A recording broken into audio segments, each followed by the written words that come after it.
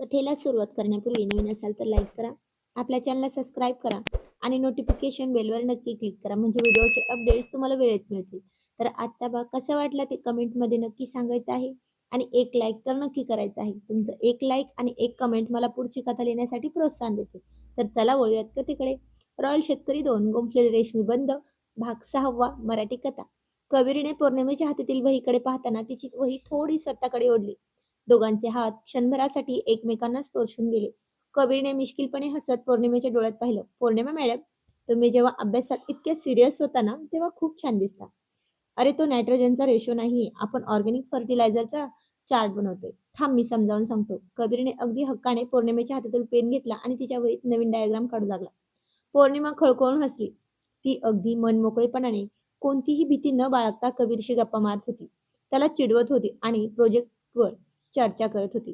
झाडाच्या मागून हे सगळं पाहणाऱ्या प्रियांशच्या डोळ्यातून जणू आगीच्या ठिणग्या पडत होत्या.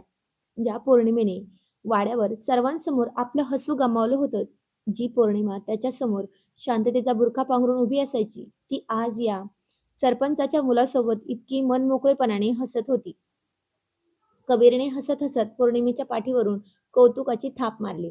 ग्रेट यार पौर्णिमा, तू जर अशीच मेहनत घेतली ना तर यावर्षी बोर्डात संपूर्ण जिल्ह्यातून तू पहिली येणार. नक्की. आणि मग मी तुझ्याकडून मस्त पार्टी वसूल करणार. नक्कीच कबीर. तू फक्त मदत करत राहा. पार्टी काय, मी तुला स्पेशल ट्रीट देईन. पौर्णिमा आनंदाने म्हणाली. प्रियांशच्या छातीत सणसणून एक भयंकर कळ उठली. त्याचा हात नकळत खिशातील गाडीच्या चावीवर आवळला गेला. त्याच्या रागाचा पारा पार गेला होता. त्याला वाटत होतं आत्ताच्या आत्ता जावं, त्या कबीरची कॉलर पकडावी आणि त्याला सांगावं की तिच्या जवळ जायची हिंमत कशी झाली तुझी. पण कोणत्या अधिकाराने? कोणत्या अधिकाराने हाच प्रश्न प्रियांशच्या मनात हातोड्यासारखा आदळत होता. माझा अधिकार काय? त्या दिवशी त्याने तिला नाकारलं होतं. तिच्यावर हात उचलला होता. दिवसभर प्रियांशला प्रात्यक्षिकात लक्ष देता आलं नाही. प्रोफेसर काय शिकवत होते, लॅबमध्ये काय चालू होतं, काहीही त्याच्या डोक्यात घुसत नव्हतं. कॉलेज त्याच्याच बापाचं होतं, परंतु प्रश्न त्याच्या डोक्यात खूप गहन पडले होते आता. प्रोफेसर काय शिकवत होते, लॅबमध्ये काय चाललं होतं, काहीही त्याच्या डोक्यात घुसत नव्हतं. त्याला फक्त आणि फक्त तोच प्रसंग डोळ्यासमोर दिसत होता. पौर्णिमाचे हसणे, कबीरचा तिच्या वहीवरचा हात आणि दोघांची ती जवळी. संध्याकाळची वेळ झाली. कॉलेज सुटण्याची वेळ झाली होती. सूर्य अस्ताला चालला होता आणि आकाशात लालसर पिवळा रंग पसरला होता. कबीरने आपली स्पोर्ट बाईक स्टार्ट केली. पौर्णिमा, चल सोडू का तुला घरी? वाड्याच्याच रस्त्याने चाललोय मी. पौर्णिमेने हसून नकार दिला. नाही रे कबीर, थँक्स. मला आज जरा स्टेशनरीच्या दुकानातून प्रोजेक्टचे चार्ट्स घ्यायचे आहेत. मी चालत जाईन, तू निघ. अरे चल ना, गाडीवर बस, 5 मिनिटात सोडतो. कबीर हट्टालाच पेटला होता. तितक्यात मागून एका काळ्या रंगाच्या थार गाडीचा हॉर्नचा भयानक मोठा आवाज आला. पॉम पॉम. सगळ्या विद्यार्थ्यांच्या नजरा तिकडे गेल्या. गाडीतून प्रियांश राजे बाहेर पडले. चेहऱ्यावर तोच कडक राकट आणि रॉयल राग. गळ्यात सोन्याची साखळी, हाताची बाही कोपरापर्यंत दुमडलेली आणि डोळ्यात भडकलेला निखारा. पण दिसायला एकदम चॉकलेट बॉय होता. कॉलेजमधल्या अनेक मुलींच्या हृदयाची धडकन होता तो. तरीही तो कुणालाही भाव देत नव्हता. प्रियांश तडक चालत कबीर आणि पौर्णिमेजवळ आला. कबीरने प्रियांशला पाहिलं आणि मानाने म्हणाला, अरे प्रियांश राजे, नमस्कार. प्रियांशने कबीरकडे पूर्णपणे दुर्लक्ष केलं. त्याच्या नजरेत फक्त आणि फक्त पौर्णिमा होती. तो पौर्णिमेच्या अगदी जवळ आला आणि त्याच्या नेहमीच्या कडक आवाजात हुकूम सोडला. पौर्णिमा, चल गाडीत बस. पौर्णिमेने तिच्या हातातील पुस्तके घट्ट धरली. तिने प्रियांशच्या चेहऱ्याकडे पाहिले. तिथे स्पष्ट पश्चाताप आणि जळफळाट दिसत होता. तिच्या ओठांच्या कोपऱ्यात एक तुच्छ हास्य आलं. तिने अतिशय शांत स्वरात पण कबीर समोर प्रियांशला पूर्णपणे इग्नोर करत म्हटलं, मला नाही यायचं गाडीत.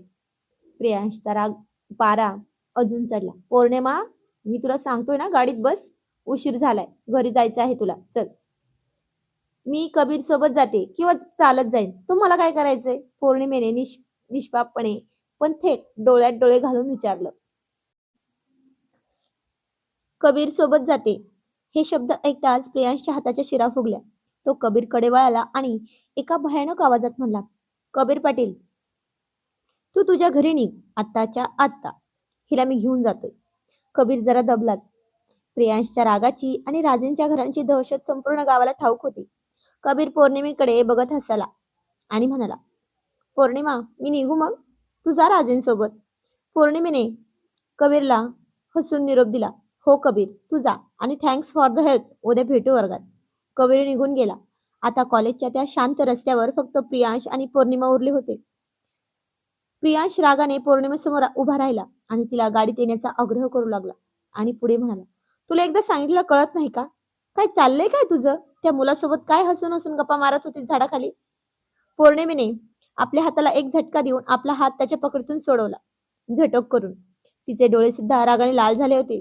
ती प्रियांशच्या अगदी छातीजवळ आली आणि म्हणाली, हात सोडायचा माझा प्रियांश राजे. पौर्णिमेचा आवाज आता त्या शांत संध्याकाळी एखाद्या तलवारीसारखा घुमला.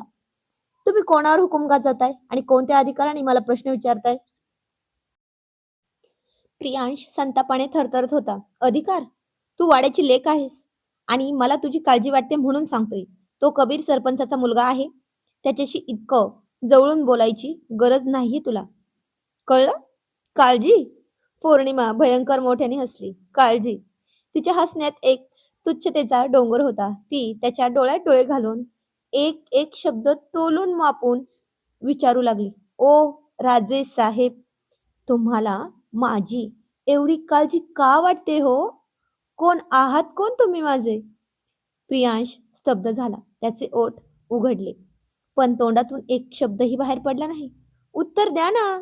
पौर्णिमा आक्रमकपणे त्याच्या चेहऱ्यावर समोर बोट दाखवत गरजली. उत्तर द्या ना. तुम्ही कोण आहात माझे आणि कोण लागता? माझे बाबा आहात? माझे मामा आहात? की माझे नवरा आहात तुम्ही? बोला. प्रियांशची मान खाली झुकली. त्याच्या छातीची उघडझाप वेगाने होत होती. त्याला आतून ओरडून सांगावं वाटत होतं की तू माझं आयुष्य आहेस पौर्णिमा, माझं प्रेम आहेस तू.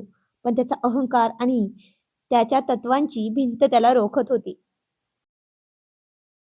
पौर्णिमेने त्याच्याकडे तुच्छतेनं पाहिलं. मिळालं उत्तर. काहीच नातं नाही ना आपलं? मग ऐका.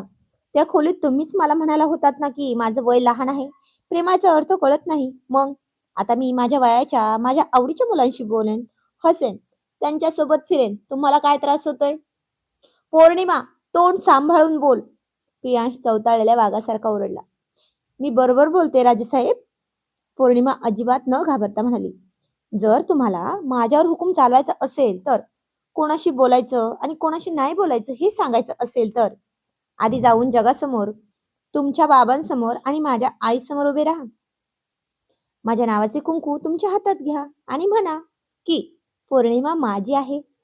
अधिकार दाखवायचा असेल तर तो अधिकार मिळवायची हिंमत पण दाखवा. कळलं?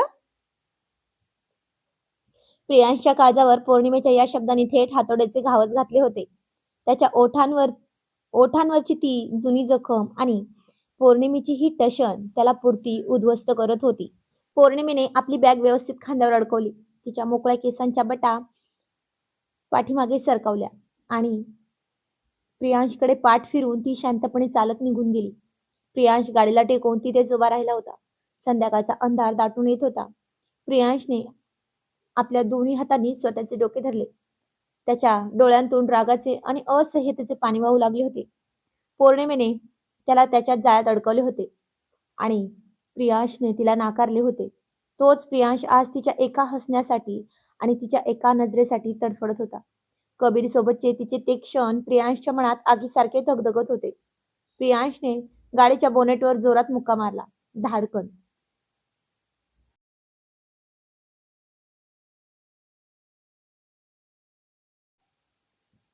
पौर्णिमा, तू मला वेड लावणार आहेस. प्रियांश स्वतःशीच पुटपुटला. त्याच्या मनात आता युद्धाची ठिणगी पडली होती. त्याला कळून चुकली होती की जर त्याने वेळेवर आपला अहंकार बाजूला ठेवला नाही तर ही जिद्दी मुलगी त्याच्या हातातून कायमची निघून जाईल आणि रेशमी बंधनांची ही गाठ कायमची तुटून जाईल. तो गाडी स्टार्ट करून गाडीत बसला, पण घरी गेलाच नाही. कारण पौर्णिमा स्टेशनरीमध्ये गेली होती आणि तिला असं एकटीला सोडून जाणं त्याला मंजूर नव्हतं. तिनं तिचं साहित्य घेतलं आणि नेमकं तिचे पैसे संपले होते.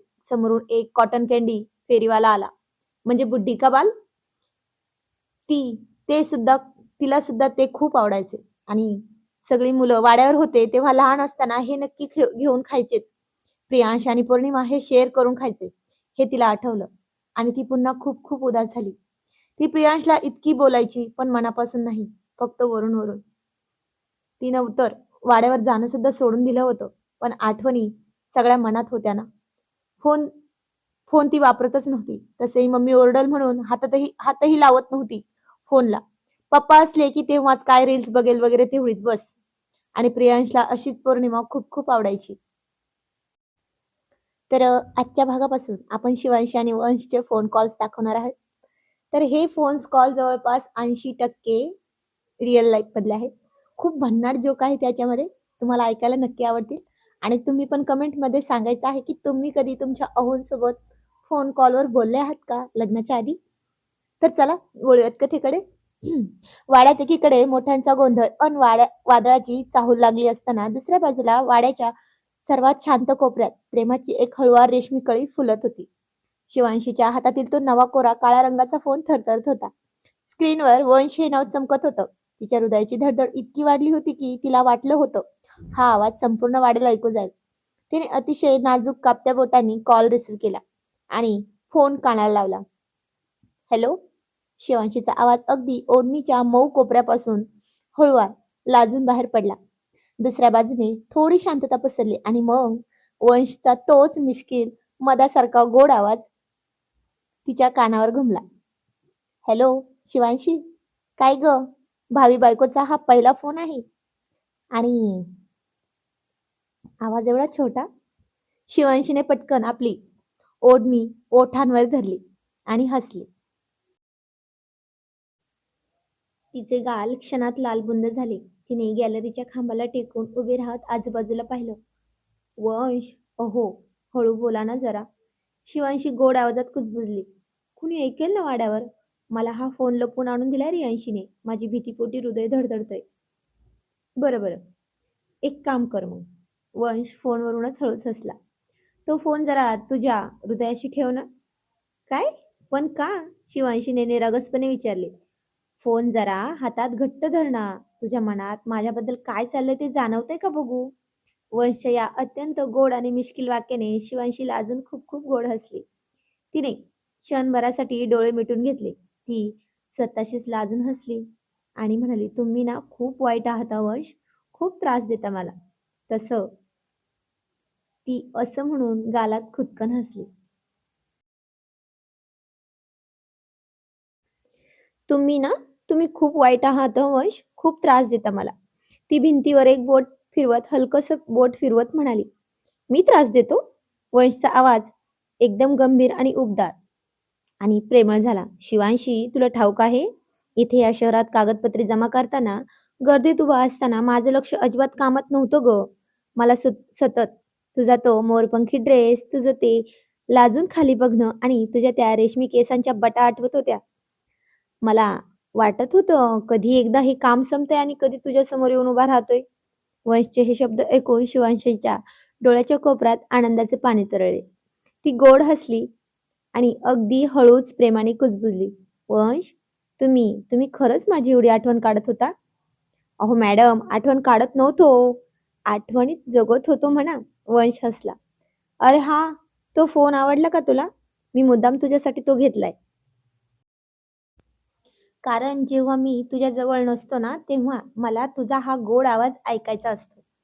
शिवांशीने फोन दोन्ही हातांनी घट्ट धरला. तिला वाटलं होतं वंश फोनमध्ये नाही तर तिच्या अगदी समोर उभा राहून तिच्या डोळ्यात डोळे घालून बोलतोय. फोन खूप सुंदर आहे वंश. शिवांशी अतिशय हळुवारपणे म्हणाली. पण मला फोनपेक्षा ना तुम्ही समोर असताना जास्त छान वाटता. हे ऐकताच दुसऱ्या बाजूला वंशची पंढरीच फुलली होती. त्याच्या काळजाचा ठोका चुकला. अरे वा शिवांशी, आज काय डायरेक्ट समोर येण्याची भाषा चालू आहे वाटतं. वंशने तिला चिडवलं. बरं मग सांग ना, मी समोर आल्यावर माझं ऐकणार का तू? शिवांशी लाजून पुन्हा भिंतीला सरकली. काही नाही ऐकणार. मी निघून जाईल रूममध्ये. जाऊन तर दाखवच. मग मी बाबांना म्हणजे शिवम मामांना सांगून तुला माझ्याशी बोलायला सांगेन. वंश हसून म्हणाला. शिवांशी 2च दिवस थांब फक्त. माझं काम पूर्ण झालंय. 2 दिवसात मी वाड्यावर येतो परत. उद्याच या ना. शिवांशीच्या तोंडून अगदी नकळत तिच्या मनातले शब्द बाहेर पडले. त्यानंतर क्षणाचा विराम पसरला. वंश फोनवरून शांत झाला. शिवांशीला कळून चुकले की आपण काय बोलून गेलो. तिने पटकन स्वतःच्या ओठांवर हात ठेवला. काय म्हणाले शिवांशी? परत एकदा बोल ना. वंशचा आवाज अथांग प्रेमाने भरून आला होता. नाही, काही नाही. मी ठेवते फोन.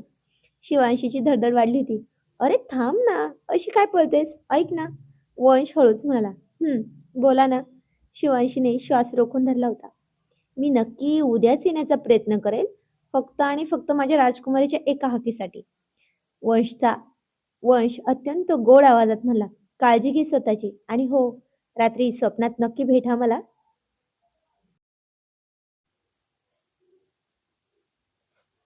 शिवांशीच्या चेहऱ्यावर एक सुंदर गोड हास्य उमटलं. तिने फोन गालाजवळ धरून ठेवला आणि अगदी हळुवार आवाजात म्हणाली, तुम्ही पण काळजी घ्या हा वंश. शुभरात्री. शुभरात्री माझी स्वप्नपरी. आणि कॉल कट झाला. शिवांशीने तो फोन आपल्या हृदयाशी धरला. तिचे गाल लाजेने लाल झाले होते आणि वाड्याच्या त्या शांत रात्री तिचे मन प्रेमाच्या एका नव्या अथांग प्रवासात तरंगत होते. तर शिवांशी आणि वंशचा पहिला फोन कॉल तुम्हाला कसा वाटला ते कमेंटमध्ये नक्की सांगा बरं का. तर चला वळूयात पुढच्या कथेकडे. त्या दिवशी कॉलेजच्या रस्त्यावर प्रियांशचे शब्द आणि त्याचे वागणे पौर्णिमेच्या काळजाला पार आरपार टोचून गेले होते. प्रियांशचे तिच्या निखळ भावनांच्या, तिच्या प्रेमाच्या चिंध्या चिंध्या केल्या होत्या. त्यामुळे त्या स्वाभिमानी पोरीने एक भयंकर निर्णय घेतला होता. आता त्या पाटलांच्या वाड्याची पायरी सुद्धा चढायची नाही. जवळपास 1.5 महिना उलटून गेला होता. पौर्णिमा वाड्यावर फिरकलीच नव्हती. ती तिची आई अस्मी आणि भावांसोबत आपल्याच घरात राहत होती आणि अभ्यासात, कॉलेजच्या कामात स्वतःला पूर्ण गाडून घेतलं होतं तिनं. पण तिकडे पाटलांच्या वाड्यात मात्र पौर्णिमेच्या नसण्याने एक भयानक पोकळी निर्माण झाली होती. वाड्याचं काम जवळपास पूर्ण होतच आलं होतं. पुरातत्व खात्याने एकदम चोख पद्धतीने आपली कामगिरी बजावली होती आणि सगळा वाडा पुन्हा एकदा नवा केला होता. आणि पाटलांच्या शेतातल्या त्या 7 विहिरींचे वेगवेगळ्या ठिकाणी चाललेले काम सुद्धा संपतच आले होते आणि आई गंगामाईच्या कृपेने सगळ्या विहिरींना पाणी लागले होते. आता इकडे वाड्यावर खूप मोठा यज्ञ, गंगापूजन आणि तुलसिका पूजन, सत्यनारायण हे सगळं एकत्रच करण्याचे ठरले होते. पण तिकडे पाटलांच्या वाड्यात मात्र पौर्णिमेच्या नसण्याने एक भयानक पोकळी निर्माण झाली होती. वाड्याचा तो हसता खेळता माहोल जणू थांबल्यासारखा झाला होता. पौर्णिमेचा तो खट्याळपणा, तिची ती जिद्द, तिचे ते वाडाभर हसणं, या सगळ्यांनाच खूप आठवण येत होती. शेवटी राहून न राहून आबासाहेब, प्रिया, शिवमराजे, शिवांशी आणि रियांशी हे सगळेच एक दिवस गाडी काढून अस्मीच्या घरी पोहोचले. अस्मीच्या घरी सगळ्यांचे खूप छान कौतुक झाले. गप्पा गोष्टी झाल्या, चहा पाणी झाले. आबासाहेबांनी पौर्णिमेच्या डोक्यावरून हात फिरवला आणि म्हणाले, पोरी, वाडा तुझ्याशिवाय अगदी ओस पडल्यासारखा वाटतोय ग. चल ना परत वाड्यावर. पण पौर्णिमेने अतिशय नम्रपणे ओठांवर एक मंद हास्य ठेवून उत्तर दिलं, आबासाहेब, परीक्षा जवळ आली ना, म्हणून इथे आईजवळ शांततेत अभ्यास होतो. मी येईल ना भेटायला सगळ्यांना. आणि मला तुम्हाला सगळ्यांना भेटून खूप आनंद झाला. पण या सगळ्यात एक माणूस तिथे नव्हता. आपले खडूस अकडू प्रियांश राजे. प्रियांश अस्मी अत्तूच्या घरी आलाच नव्हता. पण त्याचा जीव, त्याचे मन, त्याचे लक्ष 24 तास फक्त आणि फक्त पौर्णिमेत अडकलेले होते. 1.5 महिन्यात त्याने पौर्णिमेचा चेहरा सुद्धा पाहिला नव्हता. वाड्याच्या ज्या कोपऱ्यात ती उभी राहायची तिथे तो तासनतास शांतपणे पाहत राहायचा. त्याला तिची प्रचंड भयंकर आठवण येत होती. पण मनात एकच भयंकर अडसर होता, त्याच्या अहंकाराचा. त्या दिवशी मीच तिच्या प्रेमाच्या भावना तुडवल्या होत्या. आज मी कसं म्हणू की पौर्णिमा, मला तुझी खूप आठवण येते. तू वाड्यावर ये. माझ्याशी बोलू नकोस, पण निदान वाड्यावर तरी ये. आणि जेव्हा जेव्हा तो तिच्या जवळ जायचा प्रयत्न करायचा, तेव्हा तेव्हा पौर्णिमेचा तोच एकच टोकदार बाण त्याच्या काळजात घुसायचा. तुम्ही कोण माझे? कोणत्या अधिकाराने सांगतात मला?